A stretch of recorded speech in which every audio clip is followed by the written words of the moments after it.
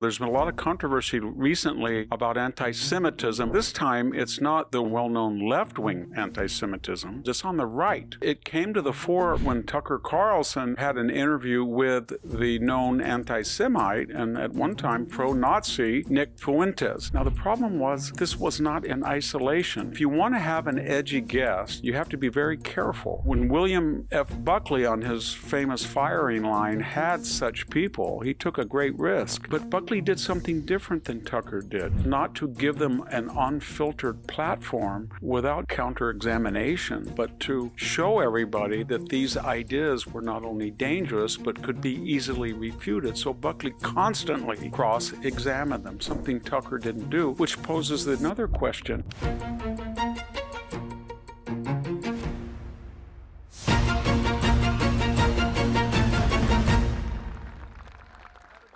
Hello, this is Victor Davis Hanson for the Daily Signal. There's been a lot of controversy recently about anti-Semitism and the threat that it poses to the United States at large. And it's been very controversial because this time it's not the well-acknowledged and well-known left-wing anti-Semitism, what we see on campuses where people are yelling "river to the sea," or they're chasing Jews into a library, or they're tearing down pictures of the Israeli hostages, what we've seen for the last 2 years. It's on the right.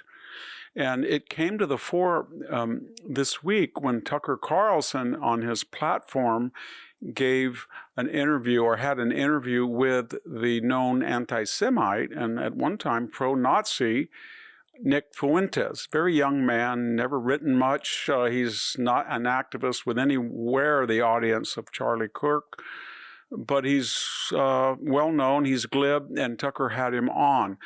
Now, that caused an enormous controversy because of the things that Fuentes has said in the past. He's supported going after Jews, suggesting that they are behind many of the nefarious cabals or conspiracy that take place, that they're not really white people. He's attacked J.D. Vance, his wife, Vice President Vance's wife, because she's Indian, and they named their children with Indian first names. I could go on and on. That record is well documented. Tucker chose, nevertheless, to interview him. Now, the problem was that this was not in isolation. He had the World War II revisionist Darryl Cooper. He wasn't a historian. Tucker said he was the most prominent historian writing today in America. That was not true. He's never written an article or a book about World War II. But he is known for suggesting that a cabal in the United States, and you know who that is, had unduly influenced the Roosevelt administration to ally with Russia over either keeping neutral or allying, as a later guest, David Cullum suggested, allying with Adolf Hitler and the Nazis. Many of the things that Cooper said, as I have addressed in writing and in podcasts, were demonstrably untrue. So there was a backstory there. So when people when Tucker had Nick Fuentes have this wide platform, he has a big audience, the question was, why are you doing this? And if you want to have an edgy guest, you have to be very careful, radical left or radical right. They get prominence because they're usually rhetoricians, they're orators, they're demagogues, and they're adept at speaking. And when William F. Buckley on his famous firing line had such people, he took a great risk. Eldridge Cleaver, one of the founders of the Black Panther Party, a convicted felon, a serial rapist. Ditto Huey Newton, who shot and killed someone on the show. William Shockley, the eugenicist Buckley had on. George Wallace, the at one time segregationist. But Buckley did something different than Tucker did. The point was not to give them an unfiltered platform without disagreement or counter-examination or rebuttal, but to show everybody that these ideas were not only dangerous, but could be easily refuted. So Buckley constantly cross-examined them, something Tucker didn't do, which poses another question. He had an interview in the same format with Ted Cruz, a fellow conservative. At one time, they were very close. And yet, Tucker used all of his knowledge, his wit, his repartee, and cross-examined Cruz unmercifully. unmercilessly. And he came with data. He drilled him on the population of Iran. Don't you know that? What I'm getting at is, why would you give an interview with a conservative senator who agrees in 90% with what you do, and yet try to cross-examine him and interrupt him and make him look foolish? If that's what you want, it's a free country. But why not use that same technique at someone who is well beyond the limits of acceptable discourse, somebody who's called openly for racist punishment and for ostracism of blacks and Jews? And why not just show the world what Nick Fuentes was and is? But he didn't do that. Why is this happening? Why are we having Candace Owens saying there's a ring of Jews in Hollywood? Why are we having Nick Fuentes get this sudden prominence? Why these World War II revisionist historians? I think part of it is the left has so mainstreamed anti-Semitism, as we see on college campuses, and really said, that if you're Jewish, you're for Israel, and if you're for Israel, you're for genocide, and demonize and threaten the safety of Jews, that people on the right felt, well, the left has sort of taken down the restrictions on what we can say and do, and we're going to take advantage of it and do what they're doing. We anti-Semites on the right are going to join the freedom allowed the anti-Semitism on the left. There's demography too. The Jewish population is not as big as it is. It's only about 7 million. And a lot of Jews are non-observant, or they're part of the melting pot natural process of assimilation and acculturation.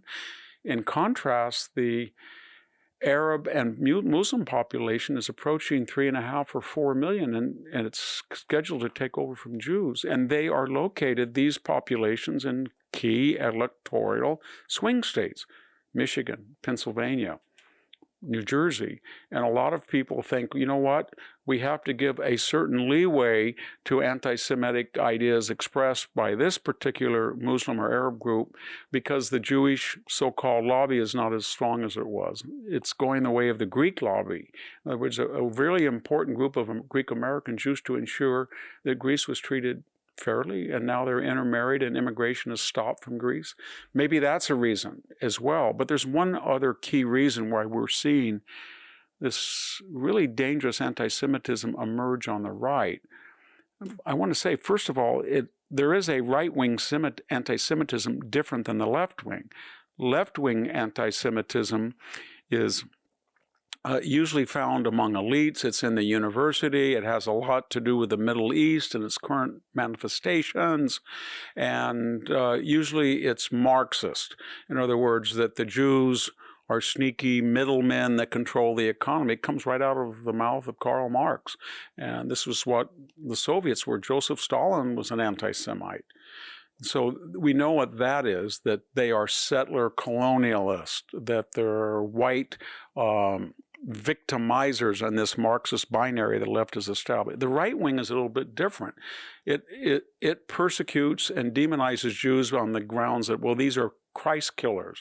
They were responsible for the death of Jesus Christ, or they are not completely white, they're of a different race. It's a little bit more virulent, a lot more virulent, but it's easy, therefore it's more easily identifiable. The left is more insidious because it's practice and a creed of the elite and the educated, supposedly.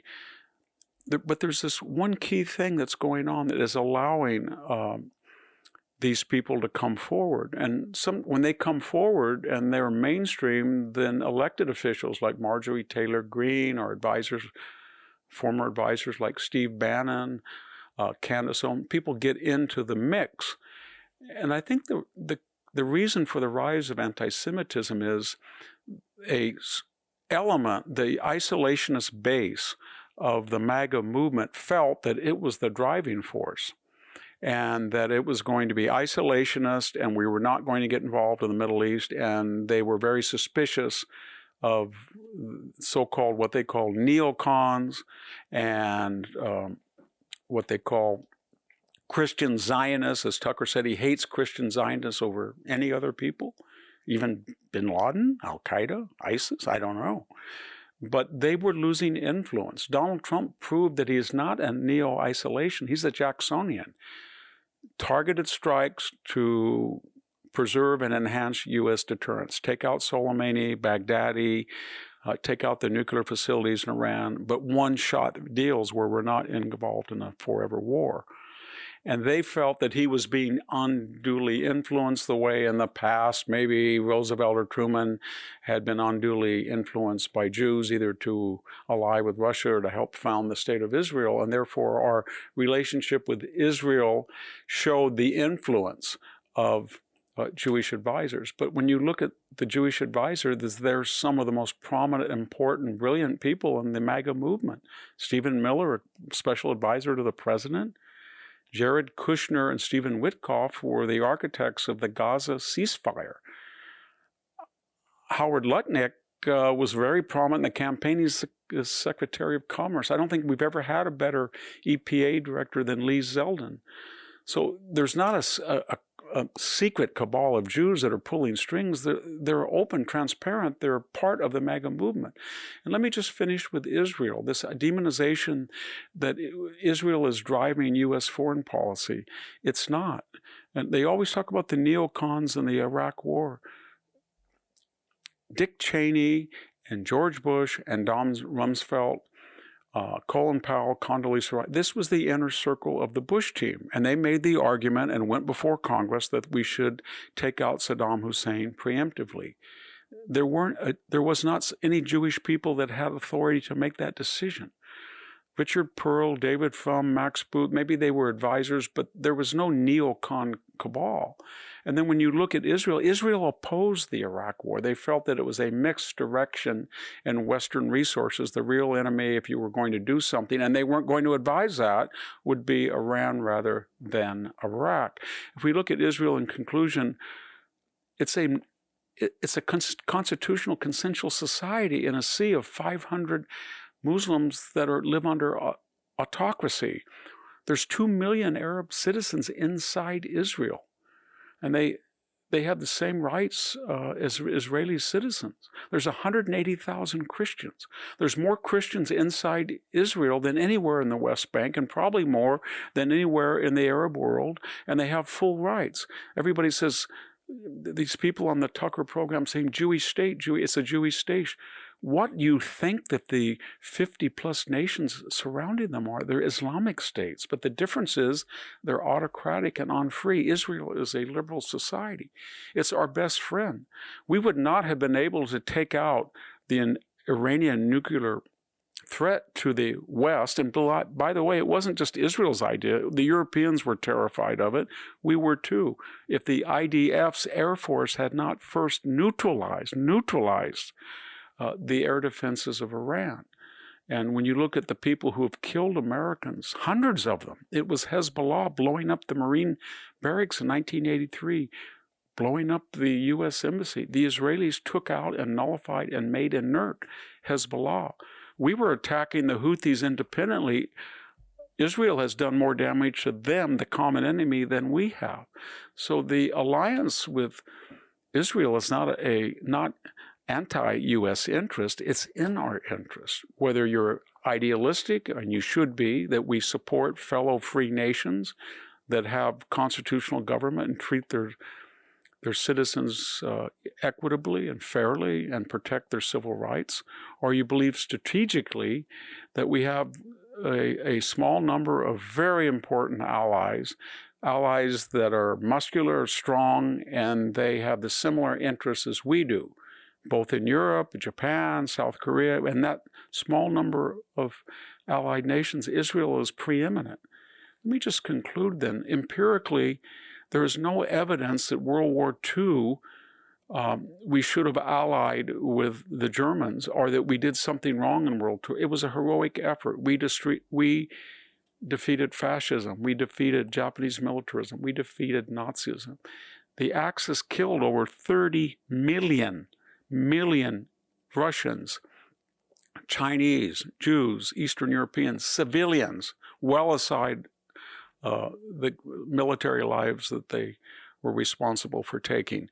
So there's no need for World War II revisionism. There's no need to say that the wars that we've been in the past were prompted by Jews or secret cabals. There's no need to demonize Jews by having Nick Fuentes on a program without cross-examination. And what do we as conservatives on the right do? I think we have to speak out according to our station anytime we see this recrudescence of anti-Semitism and say it's not founded on history, it's not founded on logic, and some of the most valuable citizens in the conservative movement, as well as the United States at large, are Jewish Americans, and we're very lucky to have such people. And the worst thing that the conservative movement, the Republicans in particular, would be allow this anti-Semitic virus, that's a term that they often use, but it's a virus, it's a disease, it's a morbidity. We cannot let it spread, and it's past time to stop it. Thank you very much. This is Victor Davis Hanson for the Daily Signal. Thank you for tuning in to the Daily Signal. Please like, share, and subscribe to be notified for more content like this. You can also check out my own website at victorhanson.com and